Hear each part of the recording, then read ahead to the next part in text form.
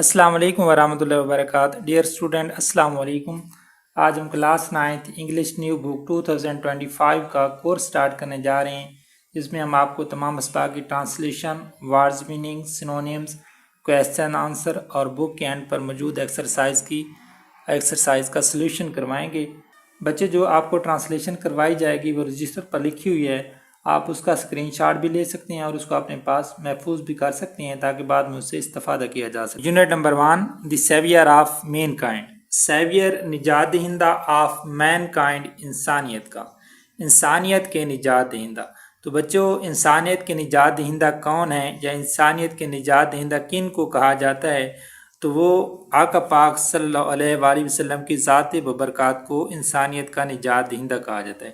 جیسے بچے ہمارا عقیدہ ہے، ہمارا ایمان ہے کہ آقا پاک صلی اللہ علیہ وسلم کی جو ذات ہے وہ انسانیت کو بخشوانے والی ہے، چھٹکارا دلوانے والی ہے۔ تو یہاں جو ورڈ سیویئر ہے، سیویئر کا مقصد ہوتا ہے چھٹکارا دلانے والی یا نجات دلوانے والی۔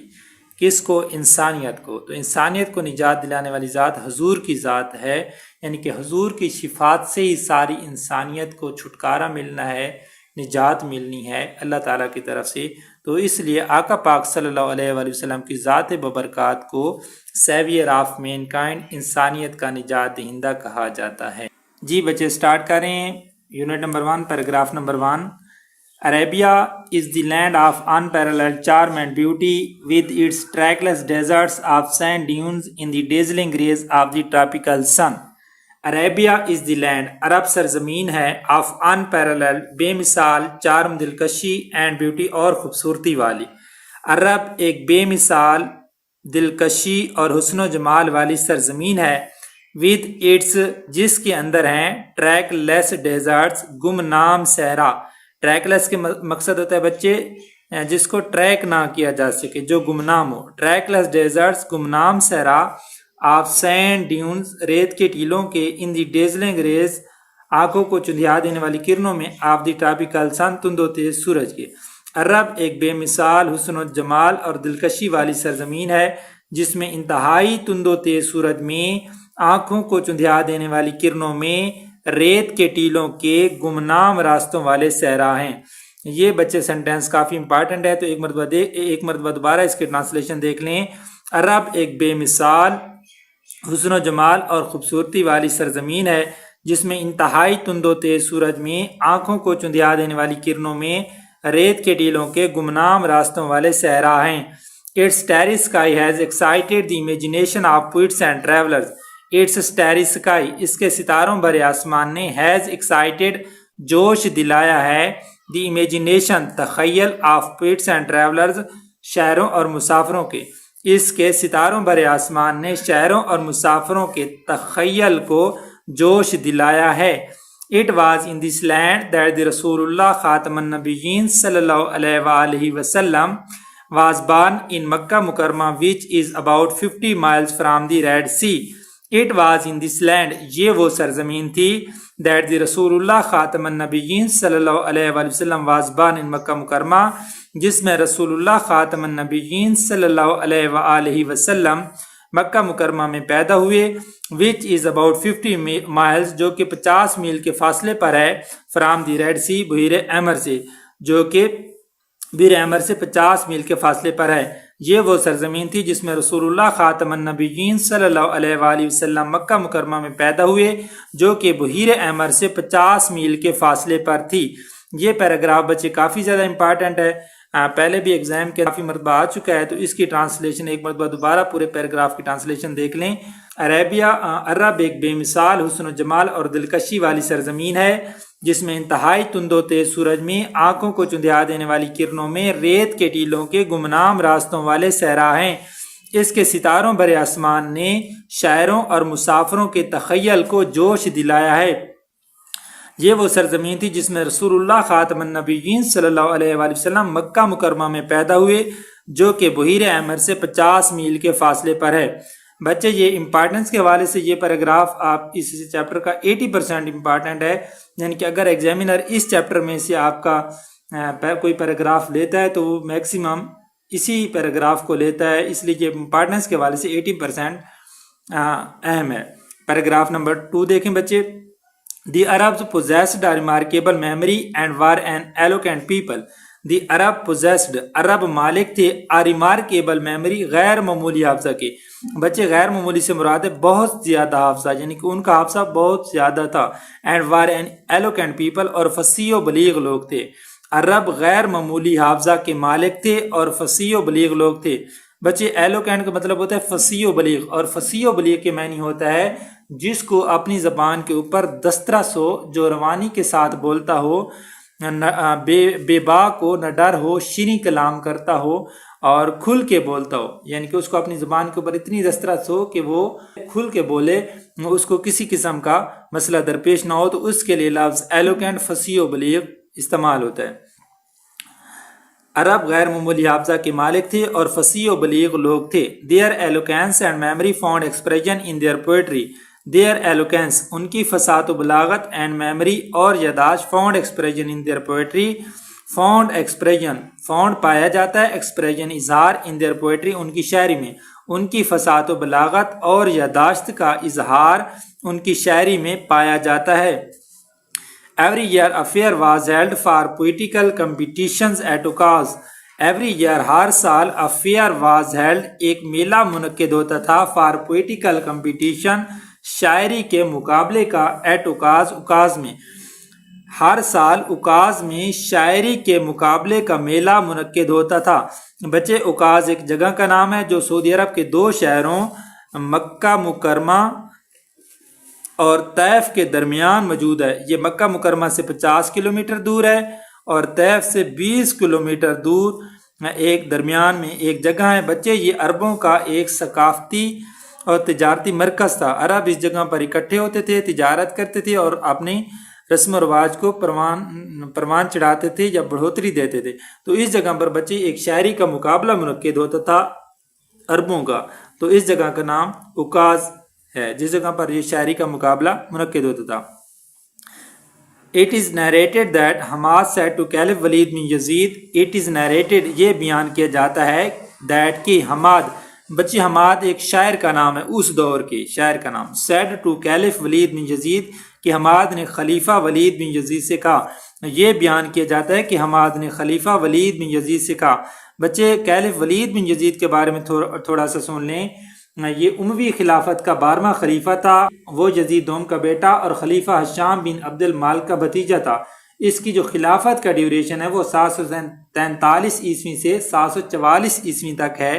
یعنی کہ اس نے زیادہ کوئی خلافت نہیں کی تھی، تقریباً 1 سے 1.5 سال تک اس کی خلافت کا ڈیوریشن ہے.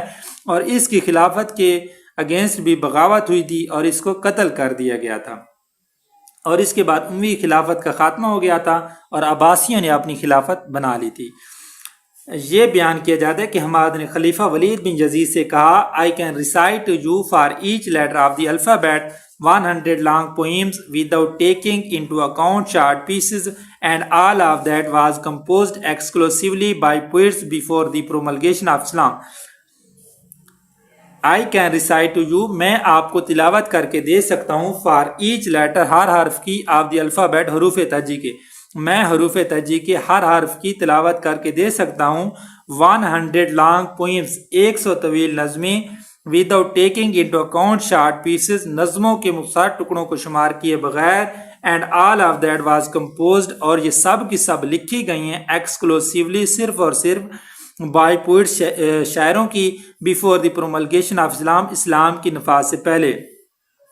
یہ بیان کیا جاتا ہے کہ حماد نے خلیفہ ولید بن یزید سے کہا میں آپ کو حروف تہجی کے ہر حرف کی 100 طویل نظموں کے مختصر ٹکڑوں کو شمار کیے بغیر پڑھ کر سنا سکتا ہوں، اور یہ سب کی سب اسلام کے نفاذ سے پہلے عرب شعراء کی لکھی گئی ہیں. ایک مرتبہ دوبارہ سن لیں. میں آپ کو حروف تہجی کے ہر حرف کی 100 طویل نظمیں پڑھ کر سنا سکتا ہوں، نظموں کے مختصر ٹکڑوں کو شمار کیے بغیر، اور یہ سب کی سب اسلام کے نفاذ سے پہلے عرب شعراء کی لکھی گئی ہیں.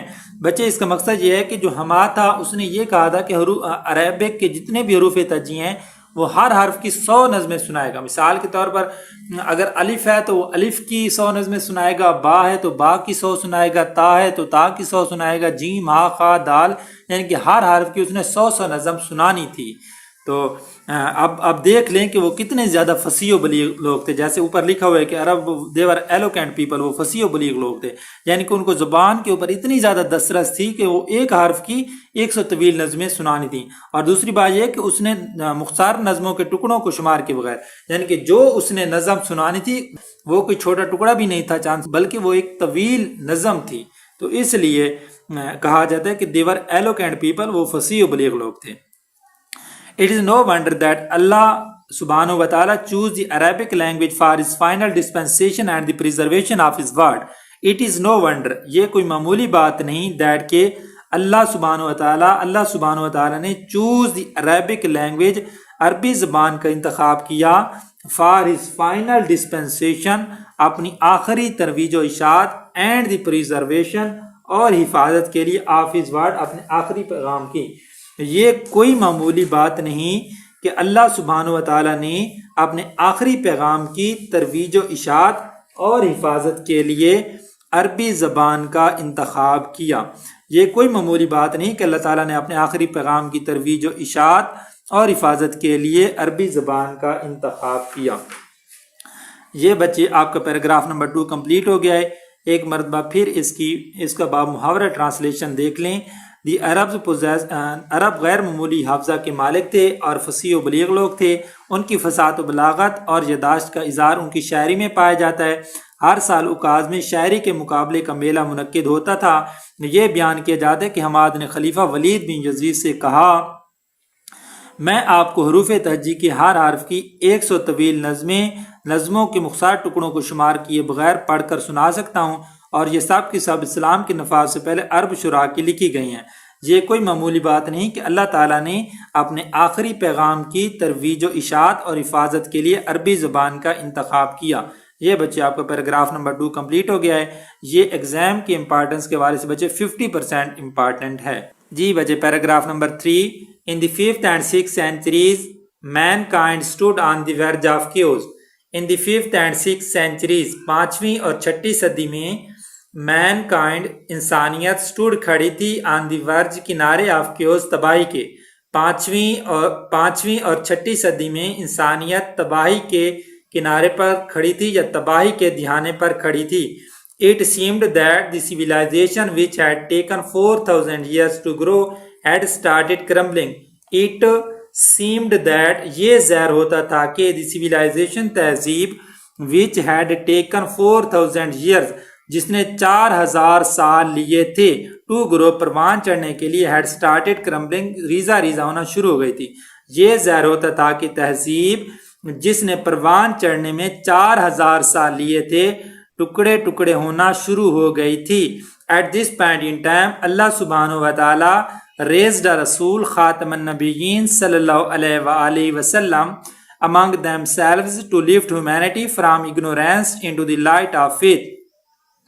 At this point in time، وقت کی اس گھڑی میں اللہ سبحانہ و تعالی raised a رسول، اللہ سبحانہ و تعالی نے ایک پیغمبر کو پیدا کیا، among themselves، انہی میں سے، to lift، جس نے نکالنا تھا، humanity، انسانیت کو، from ignorance، جہالت سے، into the light of faith، اور ایمان کی روشنی سے سرفراز کرنا تھا۔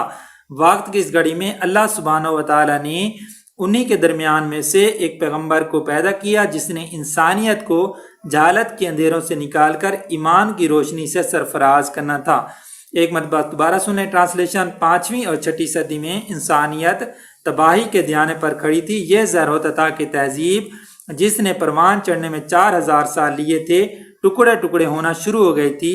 وقت کی اس گھڑی میں اللہ سبحانہ و تعالیٰ نے انہی کے درمیان میں سے ایک پیغمبر کو پیدا کیا جس نے انسانیت کو جہالت کے اندھیروں سے نکال کر ایمان کی روشنی سے سرفراز کرنا تھا۔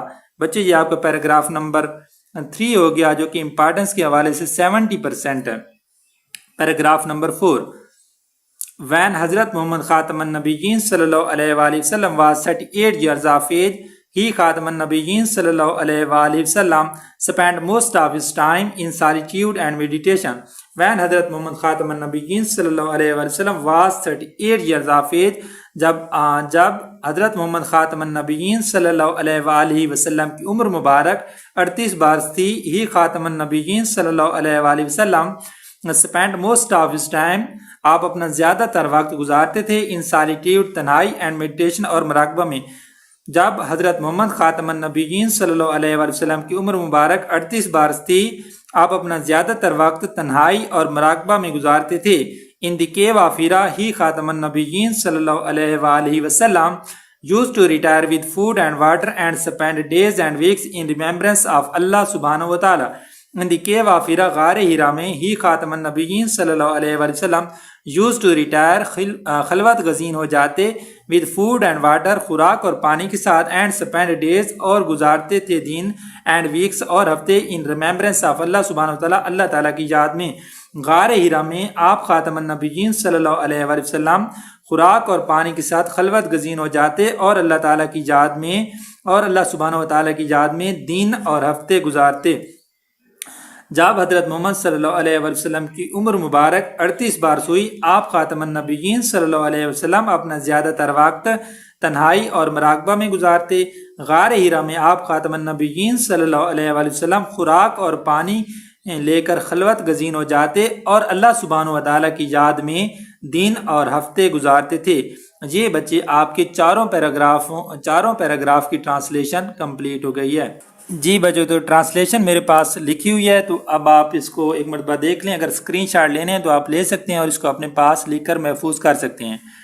عرب ایک بے مثال حسن و جمال اور دلکشی والی سرزمین ہے جس میں انتہائی تند و تیز سورج میں آنکھوں کو چندھیا دینے والی کرنوں میں ریت کے ٹیلوں کے گمنام راستوں والے صحرا ہیں.